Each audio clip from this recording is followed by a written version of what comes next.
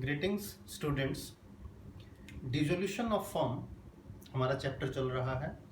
Dissolution of firm में commission payable to a partner, यानी एक पार्टनर को कमीशन देना है। समझिए किस चीज़ का कमीशन देना है। कई बार पार्टनरशिप फर्म को डिसॉल्व करने के लिए, यानी एसेट्स की रिकवरी, एसेट्स को सेल करने की जिम्मेदारी और लाइबिलिटी को पे करने की जिम्मेदारी, यानी पूरा जो डिसोल्यूशन प्रोसेस है इसकी जिम्मेदारी हम किसी एक पार्टनर को दे देते हैं और उस पार्टनर को बोलते हैं कि आप ये काम करो सारा, इसके बदले हम आपको कमीशन देंगे।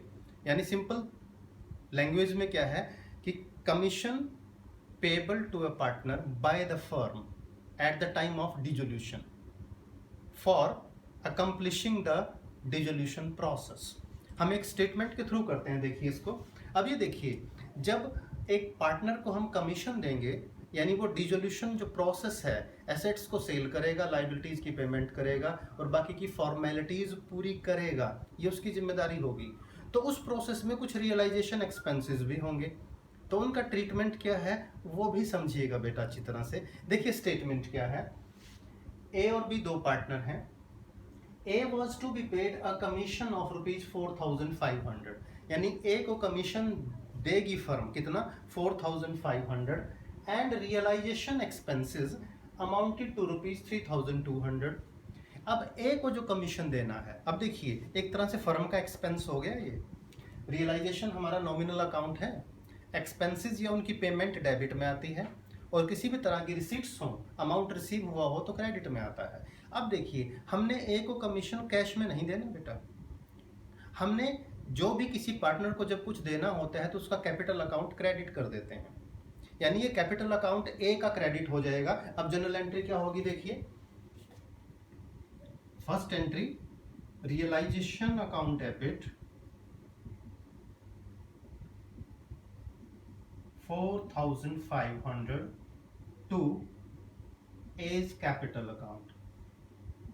फर्म के लिए एक्सपेंस हो गया कमीशन जो देना है ए को उसकी सर्विसेज के बदले, लेकिन ये कमीशन उसको कैश में नहीं देंगे, हम उसका कैपिटल अकाउंट क्रेडिट कर देंगे। अब इसका इफेक्ट कहाँ पड़ेगा बेटा? देखिए रियलाइजेशन के डेबिट में आएगा ये, यहाँ लिखेंगे इसको to A's capital account commission 4,500। Realisation के डेबिट में आ गया, फर्म का तो एक्सपेंस हो गया। अब यहां से जब हम ट्रांसफर करेंगे तो ए के क्रेडिट में जाएगा बाय रियलाइजेशन अकाउंट। अब ये कमीशन का पैसा हम दे रहे हैं ए में, ए को, तो ए के अकाउंट में जाएगा 4,500। साथ साथ देखिए, ए को तो हमने कमीशन का पैसा दे दिया, उसने डिसोल्यूशन की प्रोसेस पूरी कर दी। इस प्रोसेस में उससे एक्सपेंसेस जो हुए हैं 3,200 के, ये भी फर्म का एक्सपेंसेस है, क्योंकि क्वेश्चन में ये लिखा ही नहीं हुआ इस 3,200 को कौन बेयर करेगा, कौन पे करेगा। जब कुछ ना लिखा हो तो इसे फर्म पे करेगी, यानी कमीशन देने के साथ साथ 3,200 की पेमेंट भी फर्म पे करेगी और इसे डेबिट में लिखेंगे टू कैश या टू बैंक, जो भी आप बना रहे हो। ये हो गए आपके realisation expenses.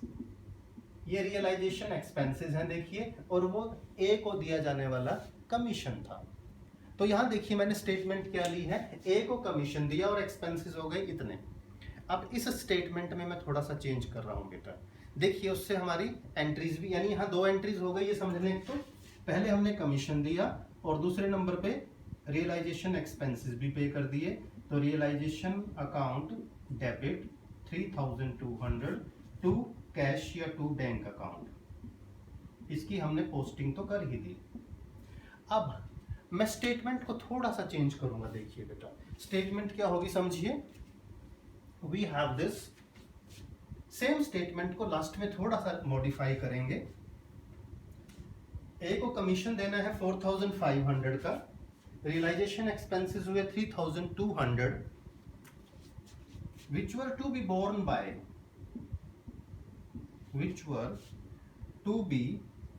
BORNE by A, यानी ए को हम कमीशन दे रहे हैं 4,500 रुपए और अब ये लाइन लिखने से कि टू बी बोर्न बाय ए, यानी बेयर कौन करेगा, उन एक्सपेंसेस को सहन कौन करेगा, पे कौन करेगा, ए करेगा। यानी ए को तो हमने 4500 का कमीशन दे दिया। अब डिसोल्यूशन की प्रोसेस में चाहे 1 रुपया खर्च हो, 10,000 खर्च हो या कुछ भी खर्च ना हो, ये जिम्मेदारी ए की है। तो इस केस में जो एक्चुअल एक्सपेंसेस होंगे 3200, वो ए के पर्सनल एक्सपेंस होंगे जो बुक्स ऑफ अकाउंट्स में रिकॉर्ड नहीं करेंगे। तो इस केस में समझिए बेटा, ये जो 3200 है इसकी कोई भी जनरल एंट्री नहीं होगी, इसकी रिकॉर्डिंग नहीं होगी। बुक्स ऑफ अकाउंट्स में रिकॉर्डिंग होगी सिर्फ जो हम ए को कमीशन दे रहे हैं, यानी हमारी एंट्री सिर्फ एक होगी, realisation account debit to A's capital account, to A's capital account. ये हम केस नंबर 2 लेकर चले हैं, इसको समझिएगा बेटा अच्छे से। यानी ए को कमीशन दे दिया, रियलाइजेशन एक्सपेंसेस पे करने की, बेयर करने की जिम्मेदारी ए की थी। तो इस केस में एक्चुअल एक्सपेंसेस की जर्नल एंट्री नहीं होगी, रिकॉर्डिंग नहीं होगी, सिर्फ ए को दिया जाने वाला जो कमीशन है उसकी एंट्री होगी बेटा। 3200 को हम कहीं भी शो नहीं करेंगे। तो ये कहाँ गए, रियलाइजेशन के डेबिट में आ जाएगा टू एज कैपिटल अकाउंट, और ए के क्रेडिट में बाय रियलाइजेशन अकाउंट। ये कब होता है, जब कोई पार्टनर एक्सपेंसेस बेयर करता है, BEAR बेयर करता है, और ये क्वेश्चन में मेंशन्ड होता है। अब मैं केस नंबर 3 भी लेकर चलूंगा बेटा। देखिए केस नंबर 3, ये एक कॉम्प्रिहेंसिव, एक टिपिकल प्रॉब्लम है, बच्चे जिसमें कंफ्यूज हो जाते हैं, और ये 1-2 क्वेश्चन बुक में गिवन है। देखिए सारी स्टेटमेंट वही है बेटा, मैं इसमें थोड़ा सा मॉडिफाई, थोड़ा सा चेंज करूंगा, प्लीज सी। ए को कमीशन देना है 4500 का, रियलाइजेशन एक्सपेंसेस ए ने बेयर करने हैं which were to be borne by A. इसके बाद रियलाइजेशन एक्सपेंसेस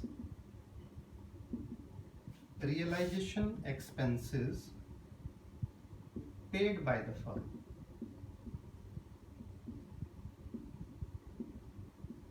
इस लाइन को समझिए बेटा, इतना आसान नहीं है।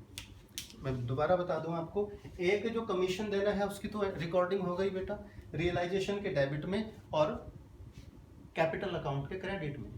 प्रॉब्लम कहाँ थी, एक्सपेंसेस ये तो ए ने बेयर करने हैं, इसलिए इसकी बुक्स में रिकॉर्डिंग नहीं होगी। अब देखिए ए जब ये खर्चे कर रहा था तो ए के पास 3200 रुपये होंगे नहीं, उसने क्या किया, ये पैसा फर्म से ले लिया और पे कर दिए। समझिए बेटा, ए को कमीशन दिया, उसकी रिकॉर्डिंग करनी है, 3200 की रिकॉर्डिंग नहीं करनी, लेकिन क्या लिख दिया कि जो 3200 की पेमेंट है ये भी फर्म ने पे की। अब एक चीज मान के चलिए, जब 3200 की पेमेंट फर्म ने कर दी तो फर्म क्यों करेगी, क्योंकि ए के पास तो पैसा था नहीं, ए ने ये पैसा फर्म से ले लिया, तो ये रियलाइजेशन अकाउंट में नहीं आएगा बेटा। इसकी जो एंट्री होगी, यानी कमीशन के अलावा जो नेक्स्ट एंट्री होगी, वो एंट्री होगी A's capital account debit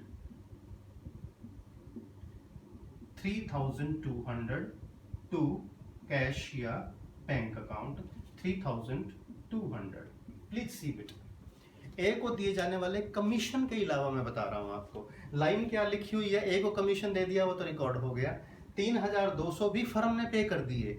firm ने क्यों पे किए समझिए, ए के पास पैसे नहीं होंगे तो खर्च तो करना ही था, प्रोसेस तो पूरी करनी ही थी। ए ने क्या किया, ये फर्म के अकाउंट से पैसा ले लिया, तो फर्म ऐसे थोड़ी पैसा दे देगी, रिकॉर्डिंग होगी। एक तरफ फर्म का कैश कम हो गया, दूसरी तरफ फर्म क्या करेगी, ए का कैपिटल अकाउंट डिक्रीज कर देगी, कम कर देगी, और जब भी किसी का कैपिटल अकाउंट डिक्रीज होता है तो उसे डेबिट कर देंगे। यानी ये जिम्मेदारी थी ए की, लेकिन इसकी पेमेंट भी फर्म ने पे कर दी, लेकिन ऐसे नहीं, ए के अकाउंट से कम करेंगे, A's capital account debit to cash account, तो ये सिर्फ कैपिटल अकाउंट के डेबिट में आएगा टू कैश अकाउंट। एक्सपेंसेस की पेमेंट जो की है 3200, और दूसरी तरफ कैश अकाउंट के क्रेडिट में आ जाएगा। तो बेटा हमने 3 सिचुएशन की है, मैं एक बार फटाफट बता दूं आपको। फर्स्ट सिचुएशन में ए को सिर्फ कमीशन दिया, एक्चुअल एक्सपेंसेस फर्म ने पे किए। सेकंड में ए को कमीशन दिया, एक्सपेंसेस को बेयर करने की जिम्मेदारी किसकी थी, ए की थी। थर्ड में क्या है, ए को कमीशन दिया, थर्ड ये वाली सिचुएशन, एक्चुअल एक्सपेंसेस की जिम्मेदारी ए की थी, लेकिन वो भी फर्म ने पे कर दिया क्योंकि ए के पास पैसे नहीं होंगे शायद। तो कमीशन के साथ साथ ए का कैपिटल अकाउंट डेबिट होगा और जो एक्चुअल एक्सपेंसेस की पेमेंट फर्म ने की है वो पैसा ए के अकाउंट से कम कर दिया जाएगा। तो इस वीडियो को बेटा बार बार देखें, वीडियो पूरा देखें। जो भी कॉमर्स स्टूडेंट्स हैं आपके फ्रेंड्स, उनके साथ शेयर करें। चैनल सब्सक्राइब जरूर करें, इसको लाइक करना ना भूलें। Thank you.